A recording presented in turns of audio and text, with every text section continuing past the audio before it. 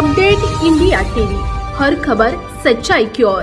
जिंतूर सेलू या दोन्ही तालुक्यातल्या अनेक शेतकऱ्यांच्या मागण्या होत्या। एक वर्षापासून अनेक निवेदन आम्ही जिल्हाधिकारी, पालकमंत्री, राज्य सरकारला आम्ही दिले की यावर्षी या मतदारसंघात प्रचंड सोयाबीन या ठिकाणी आलेले आहे, कापूस या ठिकाणी आलेला आहे आणि ह्या दोन जास्त पिकं असल्यामुळं या पिकाला योग्य भाव मिळावा, त्याला हमी भाव मिळावा अशा प्रकारची मागणी आम्ही अनेक वेळेस केली, पण ती सरकारनं ती मागणी मान्य नाही केली।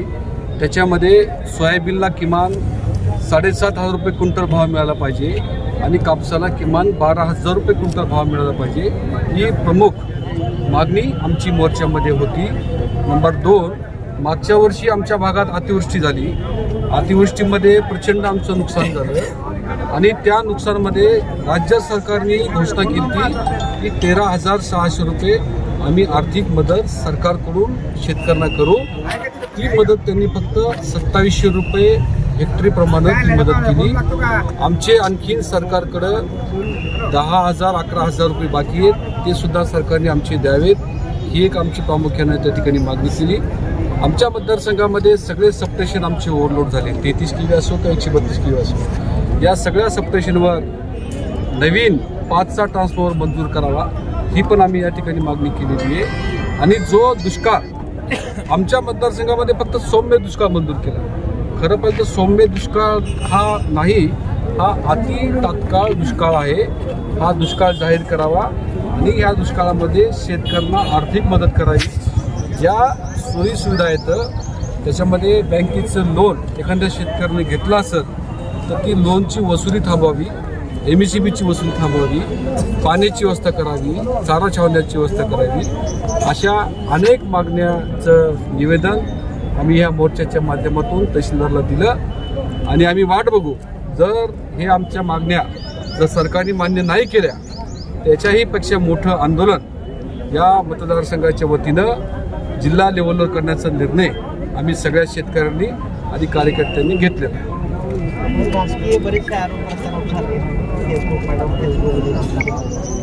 खरं पाहिलं तर आता आमच्या मतदारसंघामध्ये आज चित्र असं आहे की 4.5 वर्षामध्ये ज्या काही लोकप्रतिनिधींना लोकांनी खूप मोठ्या अपेक्षे निवडून दिलं की एक महिला चांगलं काम करतील अशा अपेक्षेने मतदारसंघातल्या लोकांनी निवडून दिलं आणि निवडून दिल्याच्या नंतर मतदारसंघात मी ज्याचा उल्लेख आता माझ्या भाषणात केला की मी सांगितलं की 8 ठिकाणी 33 केवी माझ्या काळात झाली, तशा पद्धतीनं एकही 33 केवी त्यांच्या कार्यकाळात झालेलं नाही। माझ्या कार्यकाळामध्ये 8 नवीन हॉस्पिटल आम्ही बांधले, ते यांच्या काळात एकही नवीन हॉस्पिटल पूर्ण झालेलं नाही। एखादं ठीक आहे काम सुरू झालं असेल, पण एकही नवीन हॉस्पिटल त्या ठिकाणी बांधलं नाही।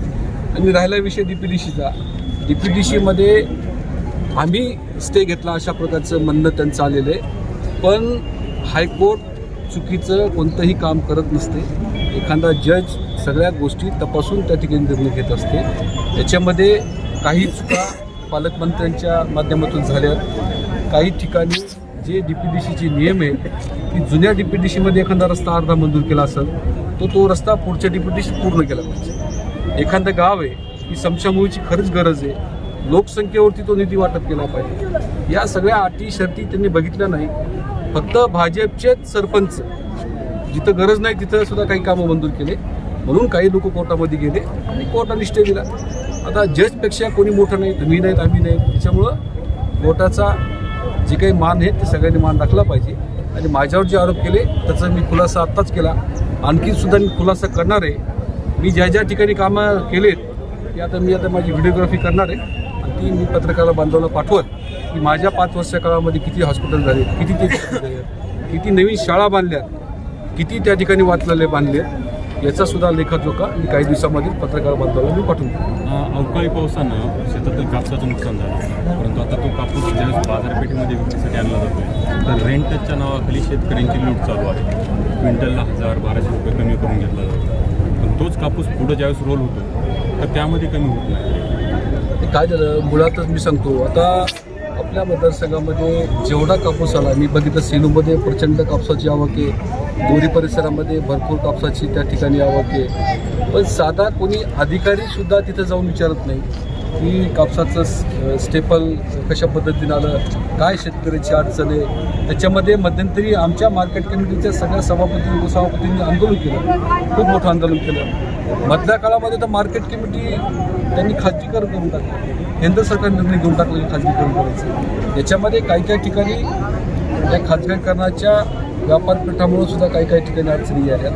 हा सगळा विषय राज्य सरकार आणि केंद्र सरकारने याच्यामध्ये लक्ष घातलं पाहिजे, तरच हा प्रश्न सुटेल. सर, जिंतूर तालुक्यामध्ये अनेक कार्यालयामध्ये अधिकारी नाही, त्यामुळे नागरिकांच्या अनंत समस्या भेडसावत आहे. मी आत्ताच सांगितलं आपल्याकडे डेप्टी कलेक्टर की 6 महिन्यापासून तो चार्जवर आहे. जिंतूरला MECBचा डेप्टी इंजिनियर तो पण चार्जवर आहे. जिंतूरला BDO हा चार्जवर आहे. जिंतूरच्या नगरपालिकेचा CO चार्जवर आहे.